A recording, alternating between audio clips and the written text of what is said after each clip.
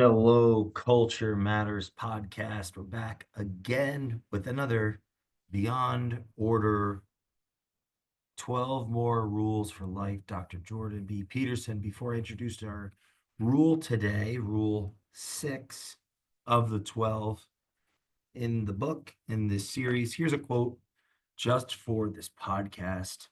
Something we cannot see protects us from something we do not understand. The thing we cannot see is culture in its intrapsychic or internal manifestation. The thing we do not understand is the chaos that gave rise to culture. If the structure of culture is disrupted unwittingly, chaos returns. We will do anything to defend ourselves against that return. Rule 6, abandon ideology. I'm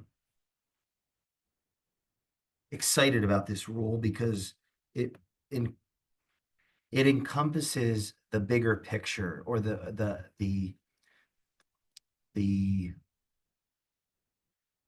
working through it led me to that uh, the remembrance, or that I had forgotten really what the power of this rule was, having not read it in some time. Abandon ideology brings us really to it encompasses why this book, or how this book even came into existence. The rise of Dr. Jordan B. Peterson, and with respect, obscure, um, an obscure Canadian psychologist, citizen, dutiful taxpayer, I'm sure, wonderful parent, husband, professor, teacher, friend, but obscure nonetheless internationally.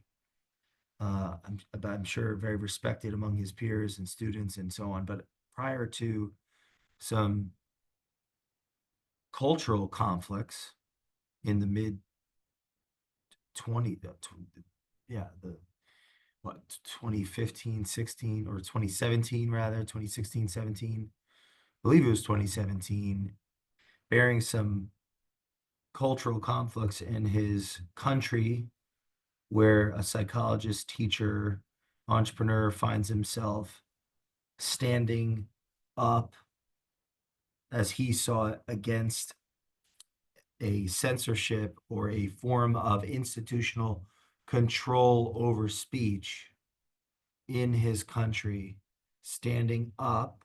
So, living out some of the rules spoken in the book is specifically even Rule 5, do not do what you hate. If you haven't listened to Rule 5, do not do what you hate, go listen to that after this or now and come back. Dr. Peterson acted out the lesson in that rule when he originally stood up for what he believed was true, regardless if you agree with him or people that you know agree with his stance. He did stand up as a consequence of following his conscience, as was directed in Rule 5, do not do what you hate, so as to not abdicate responsibility to himself, his students that he taught about these things, his peers who would be watching, his family who would be impacted by who he could become if he didn't follow his conscience.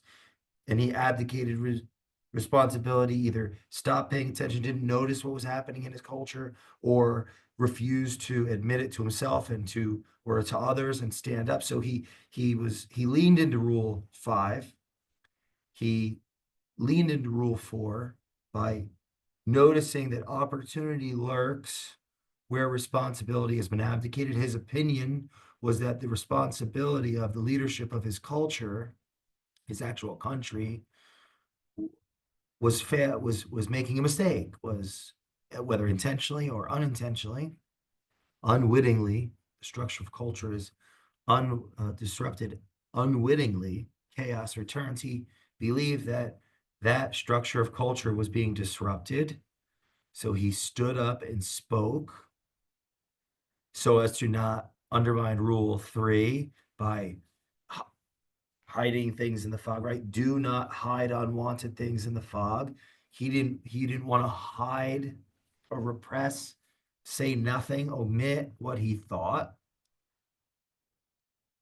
And in turn, that impacted his aim. Imagine who you could be and aim single-mindedly at that.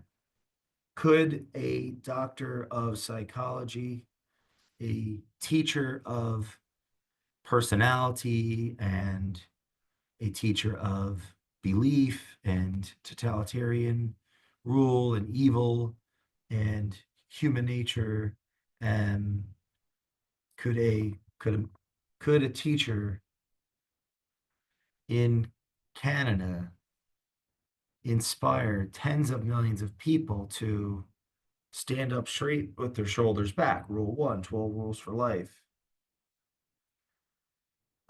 Treat yourself like someone you are responsible for helping. Rule 2, 12 rules for life. Could could a teacher from an obscure culture, imagine who you could be, name something like that, become this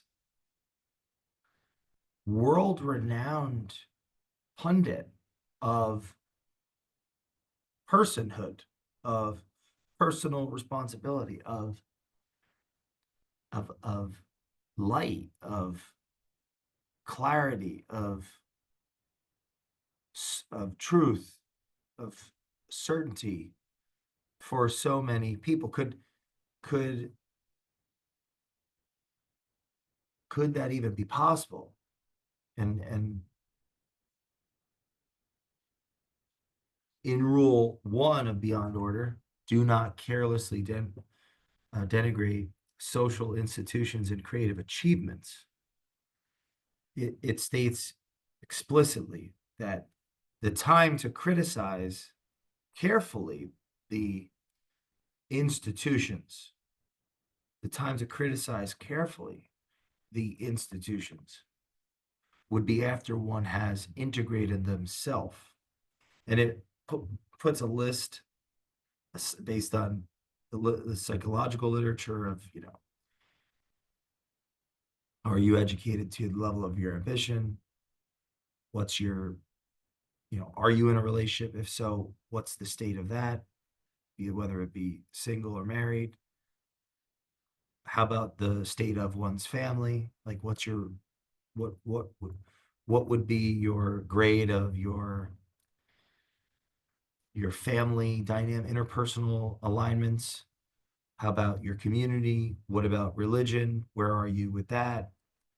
And it goes through this whole checklist to see if someone, and in this case, a client in a psychologist's office, is an integrated person as a consequence of integration into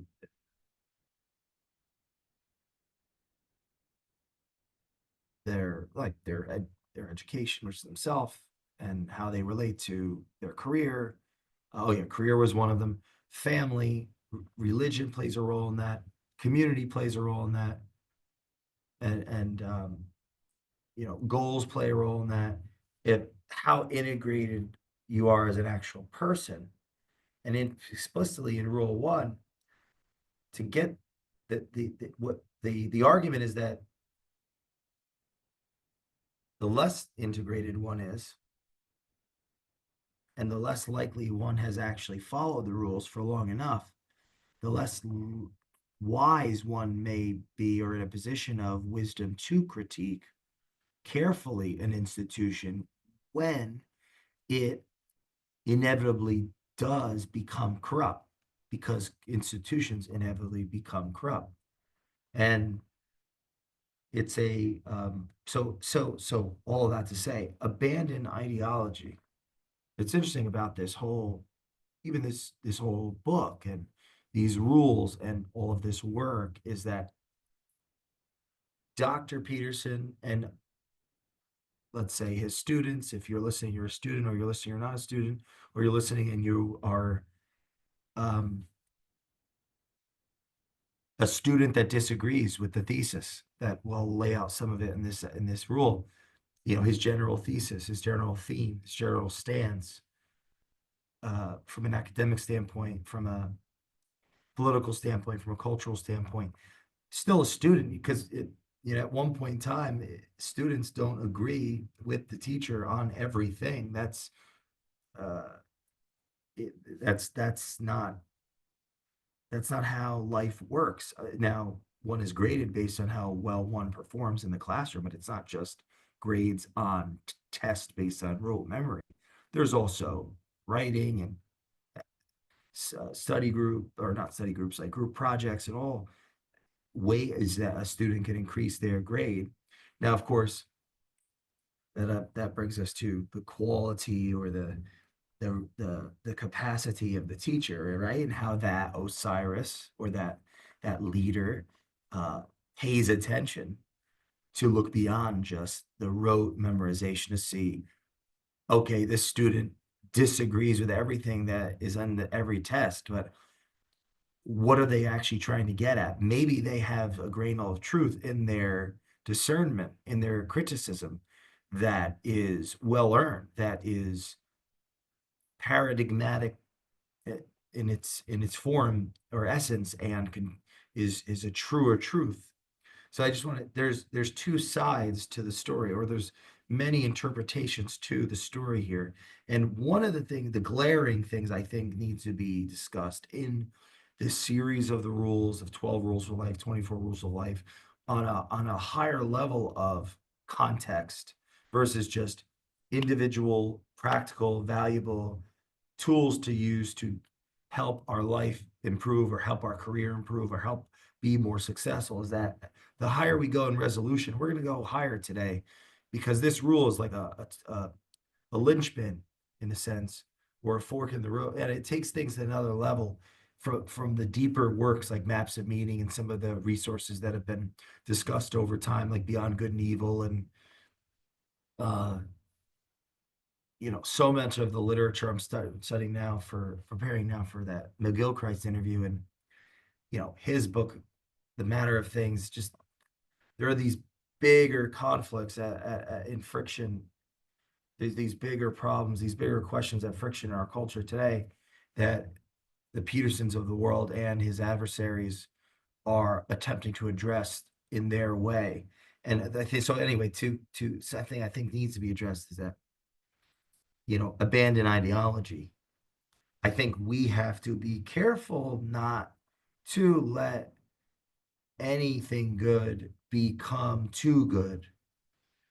These rules are tools to improve the quality of your life, my life, your life, our lives. These rules are tools to improve the quality of how we show up in the world. And they can be good. However, if they become too good, if they end up becoming their own master, their own, we become a servant to them as the master of us, then we run the risk of alienating ourselves from the other again. And ultimately, right, it's just an echo chamber, it's a feedback loop. And Dr. Peterson standing up and following all of these rules, I want to be clear, it's up to the culture and the fight and the friction to reveal whether he's right or not. It's the actual friction, the process, not up to doctor or just us if we attribute our life's improvement with his literature, his example. It's up to the how things play out to reveal what is truth. And we have to be careful as individuals. That's one of the themes in this rule here, not to idol worship, not to worship our teachers, not to worship doctor, not to worship ourselves, not to let the argument of the truth of standing up for what you believe is right undermine, and the process how to develop as an individual at the most honest of integrity capacity so that you can see clearly when you're in a position of authority and influence and power to move the world upward and aim, in an upward direction versus a downward direction. It's one of the themes in this literature, in doctors' literature, how those that how easy it is for those that are attempting to aim up, aim down. Uh, that's and so even Dr. Peterson is susceptible to that. Um, all of us are susceptible to that inherently, and to abandon ideology, and I think it's one of the themes in not only this rule, but in this book and in the literature overall, is to at least recognize and be willing to admit that so as not to succumb to our own Luciferian pride.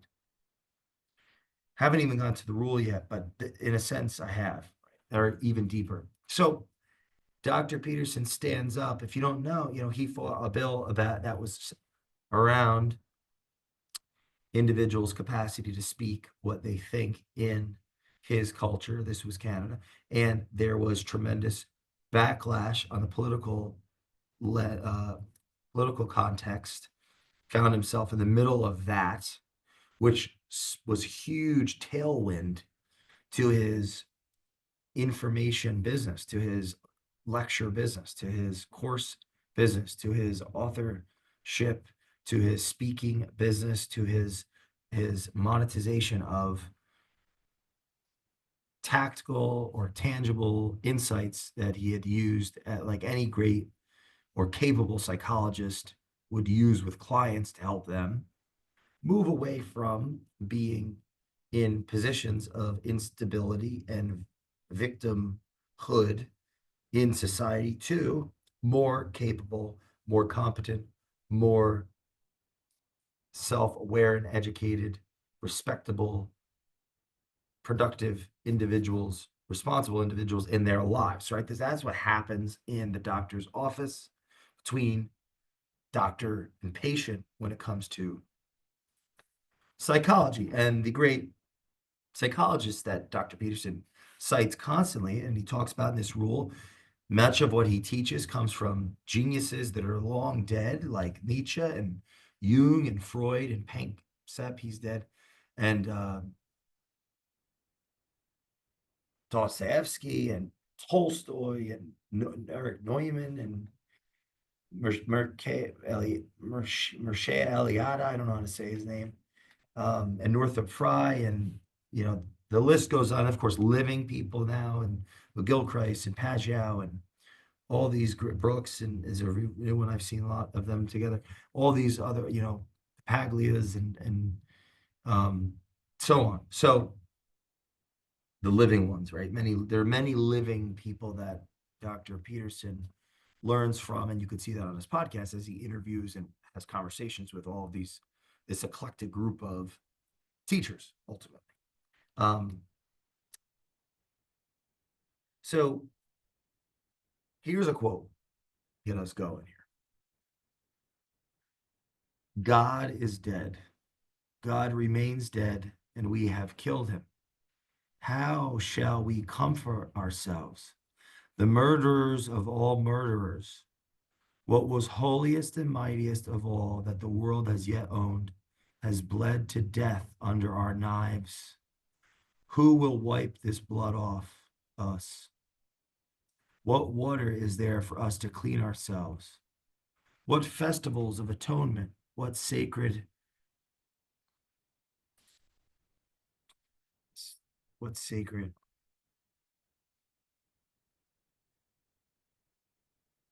what sacred names shall we invent? So what festivals of atonement? What sacred names shall we invent? Is not the greatness of this deed too great for us? Must we ourselves not become gods simply to appear worthy of it? Friedrich Nietzsche. This quote, this quote summarizes this much of what is going on underneath the tectonic plates as they shift. Right? Why is a obscure psychologist.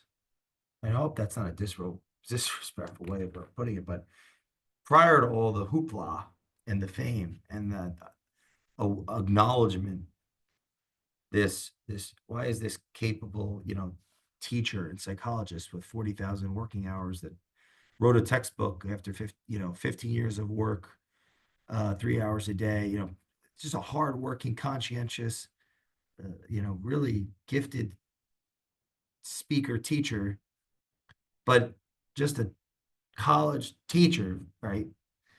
All of a sudden, packing stadiums of 2,500 to 3,000 plus people. The first tour was 160 cities. First of all, every entrepreneur, we have entrepreneurs on this podcast all the time, so many. And they're not saying, oh, I'm so proud of college and I love school and I'm so glad I went. Most of them are saying you don't need, it's all just words on a chalkboard.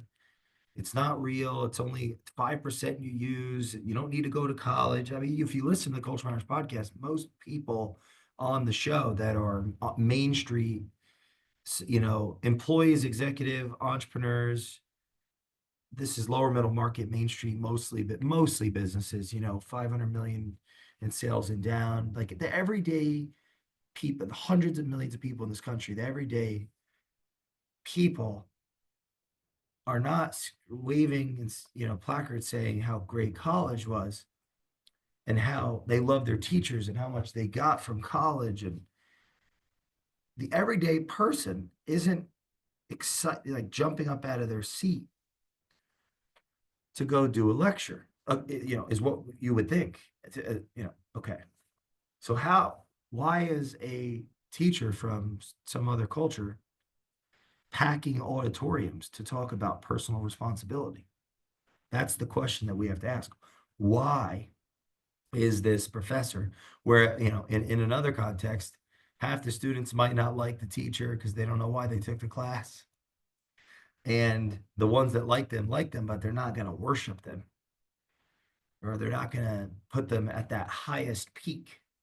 So why is that happening in our culture today? Because the culture today of the world, the culture of our society is the precondition by which a teacher from a Canada, sorry, I'm American. I think that implicitly showed my ignorance around that country, um, become such a famous pundit.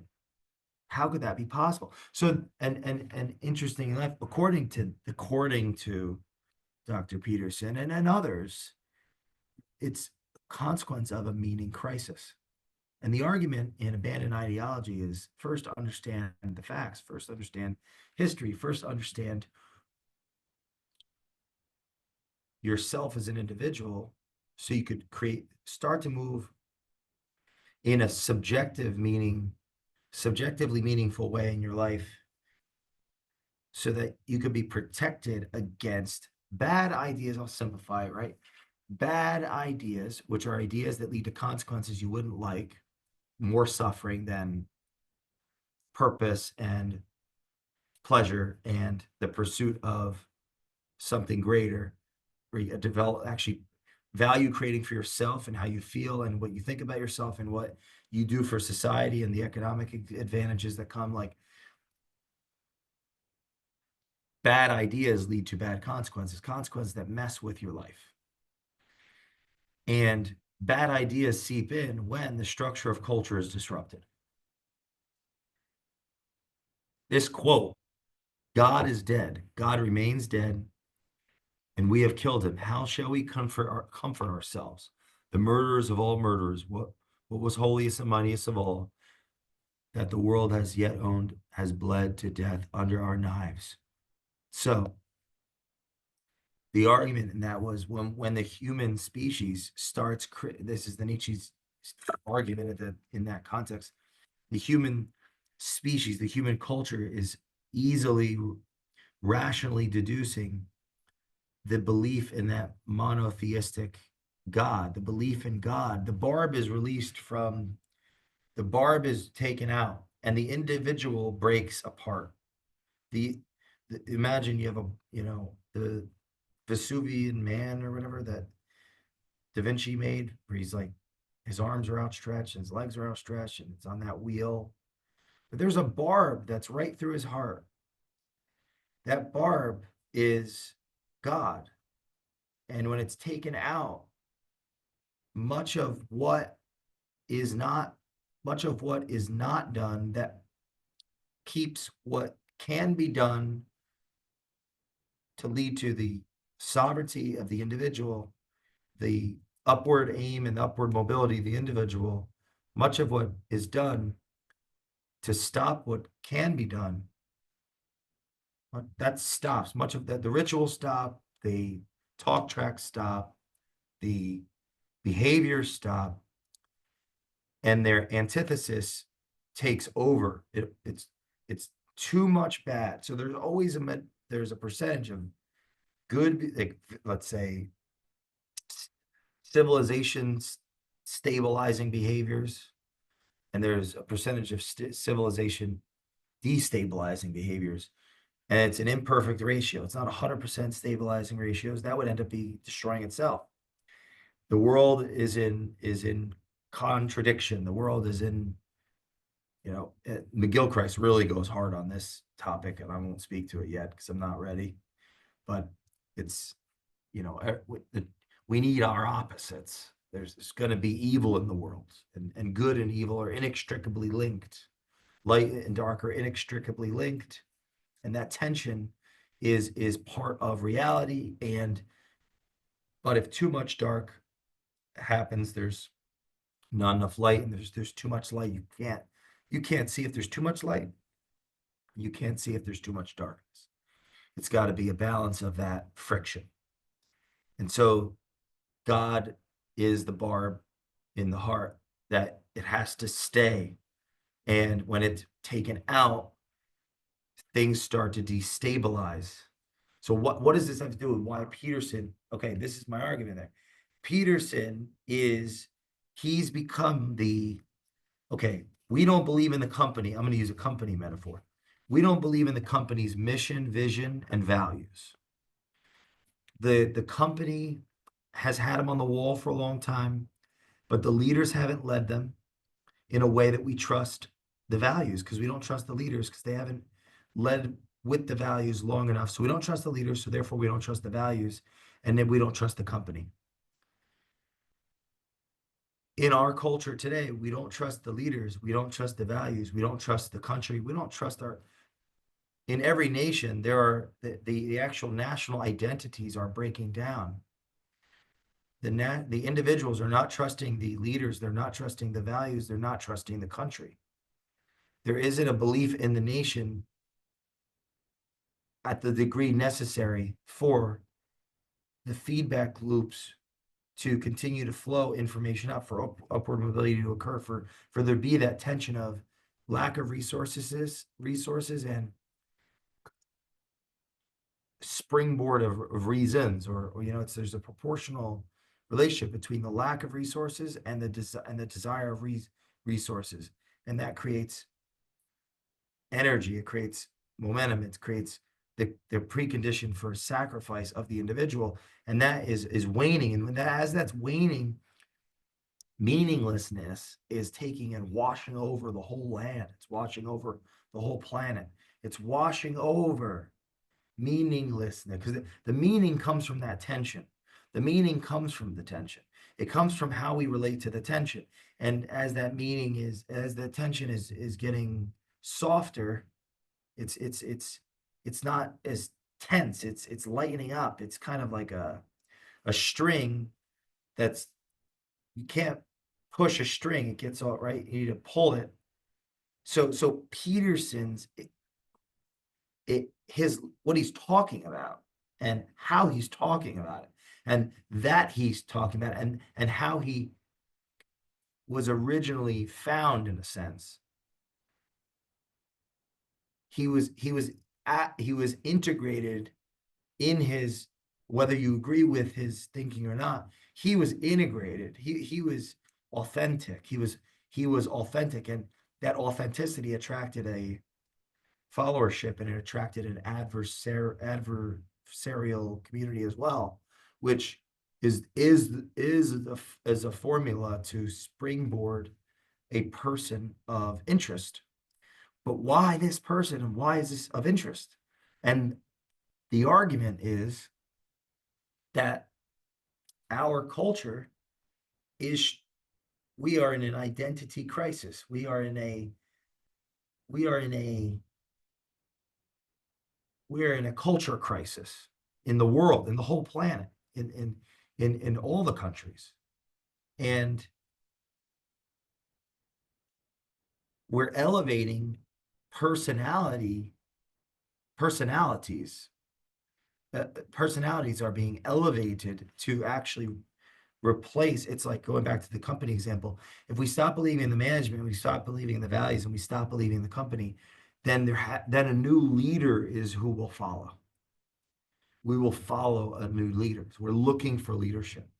So I would just, it's simply put, I would argue that the tension, the how the political leaders in the culture today are, how they're relating to one another, how they're disagreeing, the way that they're debating and the way that they're showing up and the examples that they're setting in a negative what showing up, negative example is actually dis, disrupting. It's disrupting. It's having a negative influence on every single individual and how they relate on an interpersonal level, because it's making it harder to for the like equilibrium of truth to occur. If the two leaders that have to disagree with one another, because there's going to be two main sides, there's going to be a many interpretations of what the truth is of the society for the day, of what to do about this and how to go about this, why this matters and why this doesn't. But if the two leaders that are that right there, there's their hero and the adversary is switched on both sides, meaning one hero's adversary is the hero in another context than the adversary to the other. So, for example, if the right has a hero debating someone on the left, to the left, the right is the adversary and the hero is the left person, and to the right is the hero and the left is the adversary. How each hero, right? Each side believes the opposite. So how each hero relates to their adversary in speech, in deed, in in in thought, influences positively or negatively on a spectrum how each individual relates to reality itself. How each individual relates to reality itself, because the bigger existential questions that are not answered clearly, and they are just questions for the philosophers, for the scientists to figure out how to make our lives longer and more stable economically and health wise, and that fact, and keep them right with all the powers that be. However, no one has the answer for what is truth and what happens when we die and all these big philosophical questions. And so as individuals, we have to go live about our lives with degrees of faith to continue living and prospering and producing and being productive and being in a purpose. And what Nietzsche was saying in the mid 1800s to late 1800s was that society doesn't it, society too easily is critiquing God, is too easily critiquing truth ultimately, is taking the reins, is and he making the point that, and this is an argument that Peterson's making between Jung and Freud, are saying we cannot create our own values.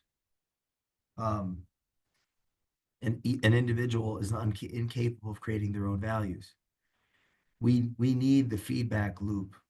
And so what does this all have to do with ideology, right? Abandoning ideology. I'll put it this way. The religious component is a component that when integrated into our lives as individuals, it helps us orient ourselves towards the future and burden the responsibilities, burden the accountabilities of the present. We can act, it's a component of our life. And there are institutions that represent that component of our lives. For example, the church. An ideology, so the you know, we're the customer of the church. We go to the church, and that church could be, people define this differently. Two or more people gathered, worshiping together with the book, you know, reading, thinking, doubting, communicating, talking, just investing time in the eternal, investing time in what's possible. That's a component of the human spirit, of the human animal that helps us move into the world. It's not our entire identity, it's not our entire life. The average person, it may be that for those that dedicate their life to that field, and they are, in a sense, the integrators of that medium in the human society. However, for the average person, it's a component of one's life that is a necessary component to um, lead to prosperity on an individual basis as an agent of choice. An ideology is when, so let's say it's for the average person, 20% of their life is their faith. Is that I don't mean that in a way where it's like that totally would be misinterpreted. Um, if I'll use an example, if a priest, it was a 90% of their life because that's they're there, they wear the robes, like their role is to spread in a formal way. Like that's 90%. The average person, I'm a banker, I coach little league, I believe in God, and I act out, I prescribe to the rituals, and I'm invested, and I teach, and maybe I put extra hours, but I'm a banker, and I have faith, like the average person. So let's say that's 30%. An ideologue, the concept of ideologue is I'm a banker. However, when I'm banking, all I'm doing is talking about my this idea, whether it's and the idea has become dogma. I'm not listening to others. I'm not open to critique. I'm not willing to have the conversations. It's like you meet people like this where you're having a conversation about work, and then all of a sudden they're talking about politics. That's moving towards that ideologue. Like between 8 and 5, we're talking about the company, the customer, but but their 8 to 5 could be 8 to 3. They're talking about like whatever ism that they believe. That's someone that's become possessed by an idea, like the ideology. And what my argument in closing on this, because I can, there's so much more I wanted to say.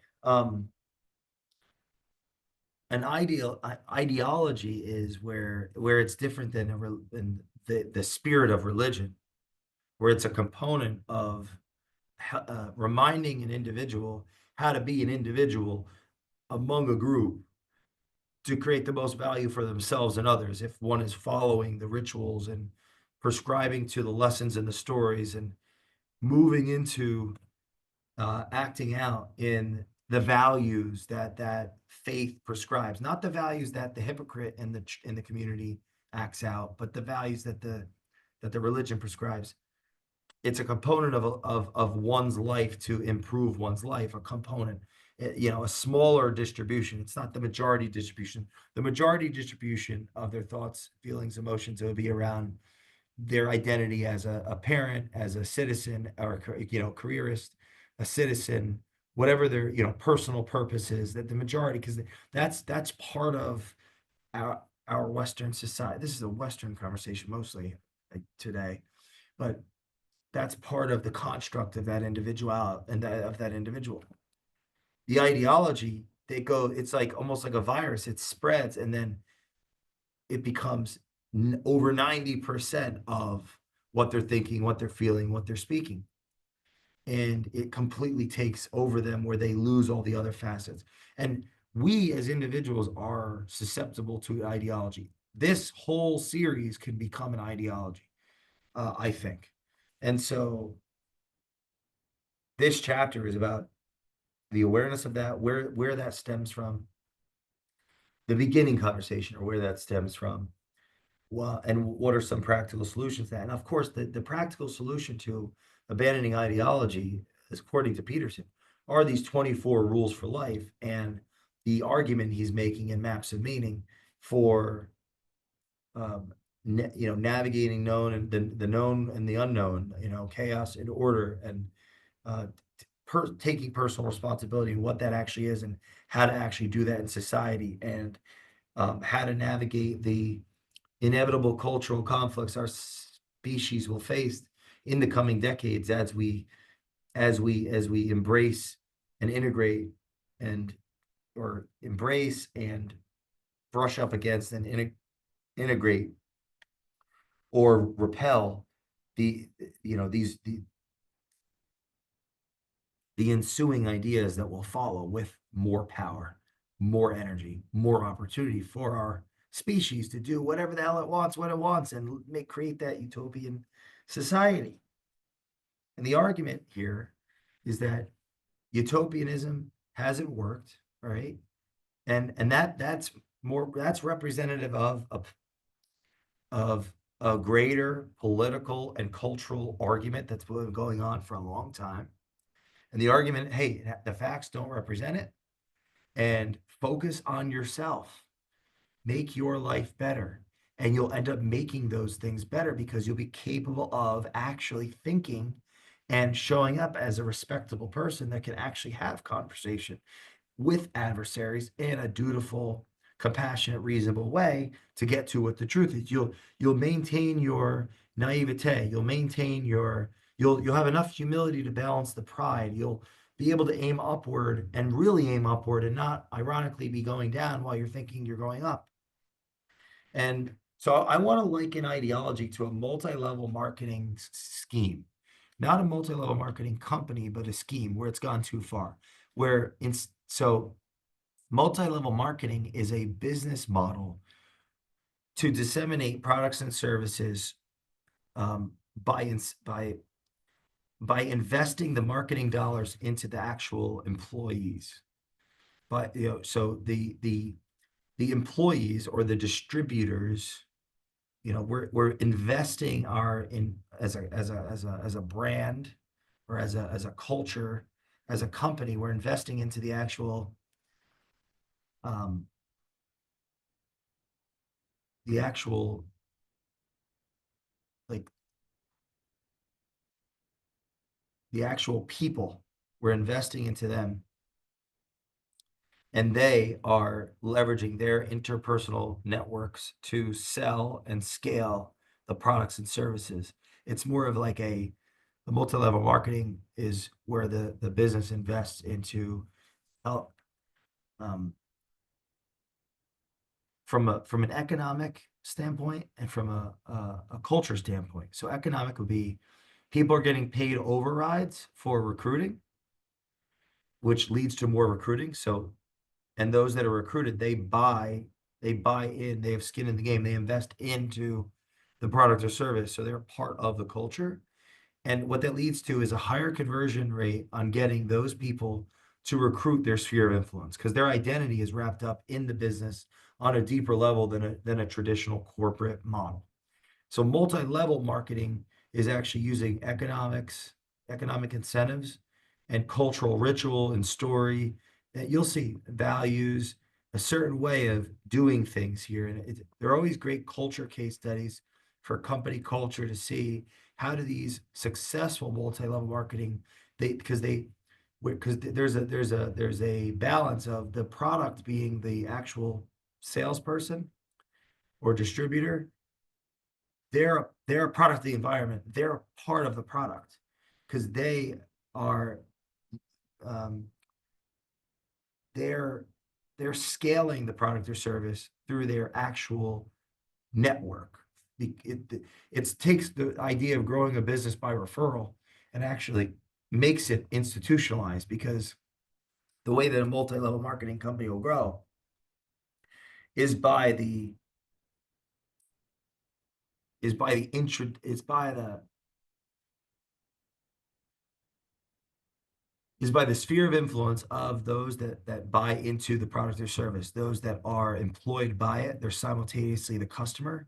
They're that cultural customer, and they will influence the people closest to them to get a part of what it is that they're doing, and that will foreshadow or preempt, if done, properly, building a referral by referral business to grow that product or service. But when those when the when the when the multi-level marketing company does not, when it goes too far, and too far is, it's the distributors are too much on the product and not enough on the customer. Like they become the product more than the product is the product.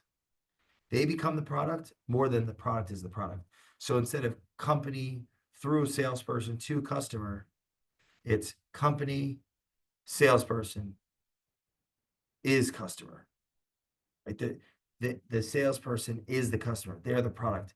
They continually get paid based on telling the story, getting other people to buy into the story, to get other people to buy into the story, to get other people to buy into the story.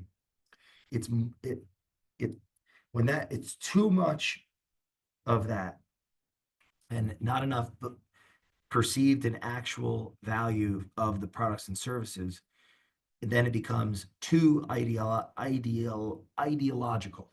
It's now just a story. The story is inspiring, but the spirit is not translating to actual reality. So the quality of the product, and traditional companies can succumb to the fact that the brand is bigger than the value, right?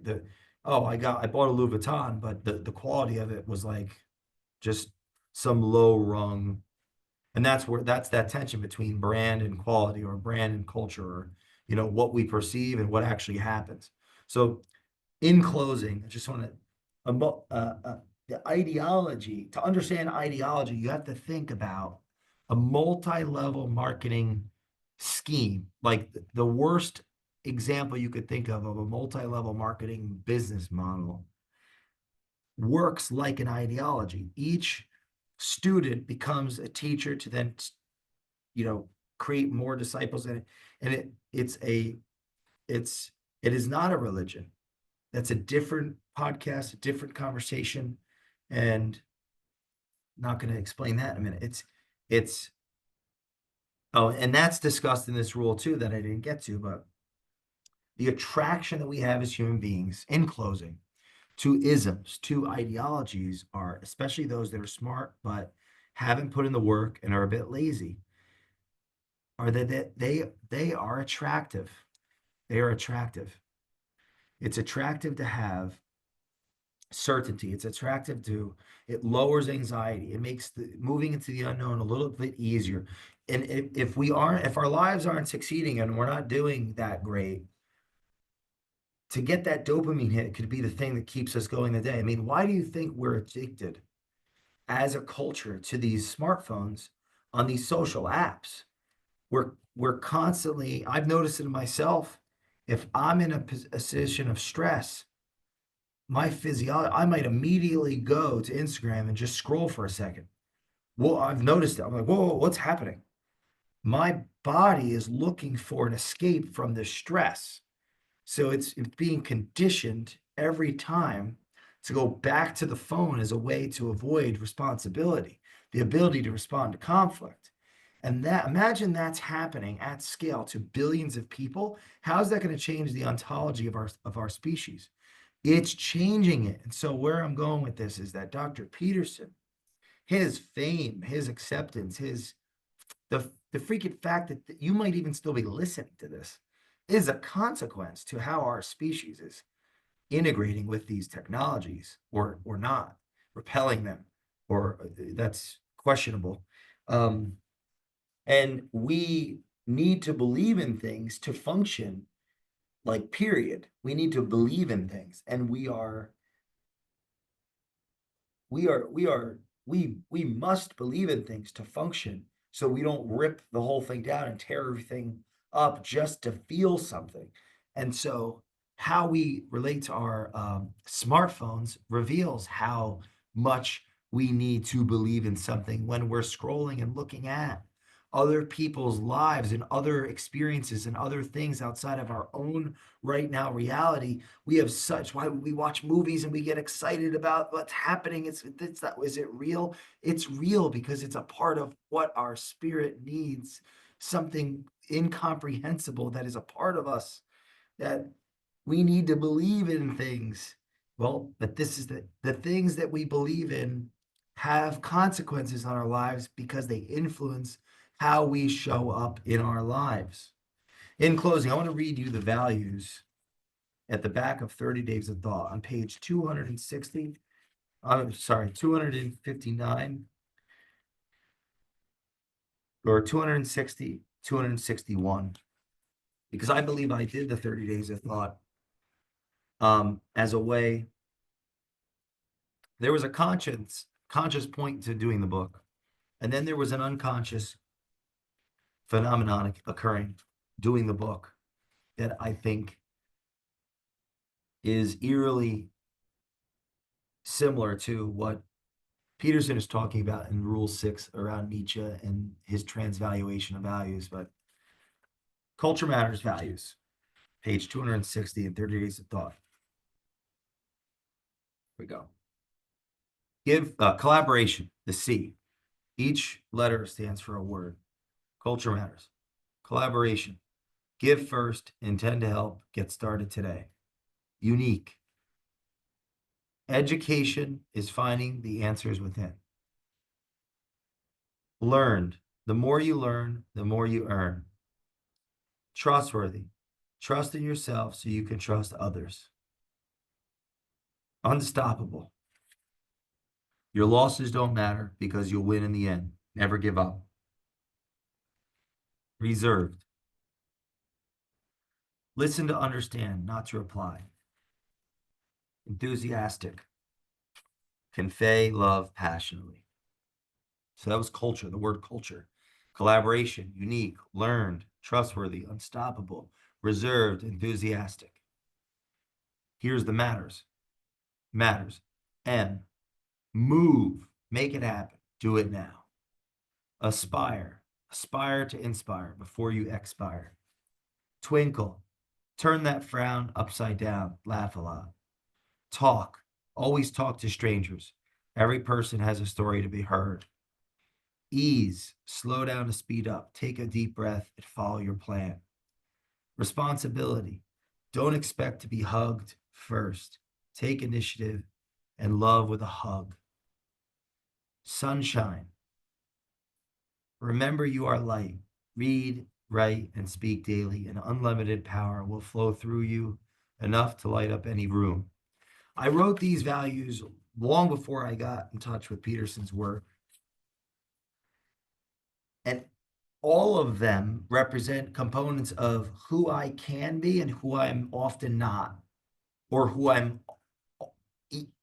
often am uh, in the inverse. For example, reserved, listen to understand, not to reply. I remember Matt Holmes telling me to listen to understand, not to reply when we were running Fusion. And I didn't, the paradox, I wasn't listening, so how could I hear this? But it got through. And that influenced, that person and that conversation influenced the desire to choose to listen, understand, not to reply. And I wanted to represent that word, that nuance, that context, that behavior, that possibility of exploration with reserved in the R in culture. Each of these values were crafted based on, for example, move, make it happen, do it now, the M in matters. Bobby Castro spoke at a 10x 3, technically 3, but I think it was 2, 10x2 market wise. But and in that was about time and non-refundable minutes. And I left that day one. I'm enough of this. I'm not going back to any of these events until I am on the stage. Turns out I did a couple better and started advising people that created stages and were on stages. But I left that the first day I got what I needed. I'm out. And I remember going on the airport or, a couple days later on the flight home and thinking about move, make it happen, do it now. And that's attributed to what this Bobby Castro, who'll be on the Culture March podcast, and it's been a mentor, actually a paid mentor in real estate contexts and business context. Years later, right? Many years later, he said that. And so that became one of the values of Culture Matters. On that plane ride home, a woman gave me a note. It said aspire, it said aspire to inspire before you expire. It was a note. And then I said, this is a value, like aspire to inspire before you expire. It was a conversation where I was really me, and someone that didn't know me saw me for me and gave me a note that said aspire to inspire before you expire. And I attributed that to the A in matters. Culture matters. Each letter has a word that represents a series of behaviors that have a meaning, and there are stories associated. There are real anecdotal experiences of value associated with it. And this is something that I wrote to orient myself and put myself back together and step into my ability to respond to the world, to be a leader, to be a better leader, to be a better person, to be better, to something productive, something constructive. And I was attempting to do writing 30 days of thought, reading to develop, or to think, reading to think, writing to develop, listening. Well, the listening to hear was unsaid didn't come about until way later. It was speak to let go. It came from not listening that led to the realization that, I have to work better on the listening. And that was even after Matthew had given me that feedback. And then I eventually came up with the value and eventually started working on the word. And then eventually more. So I wanted to share that on this episode because I don't talk about it enough. But the values in the book, Culture Matters, I believe I was unconsciously attempting to do what Nietzsche said and be the Ubermensch and be clear, fail. That's another podcast, to reorient myself and evolve in a more productive upward direction to get the schooling I didn't receive or take advantage of, to become who I'm not yet and I'm aiming towards, to grow and live some of the rules in the Beyond Order series that we're doing together, writing and publishing and working with in the world with 30 Days of Thought and with our customers, was me actually living out some of these rules. Share this with a friend that cares, and we will see you next time on the Culture Matters podcast.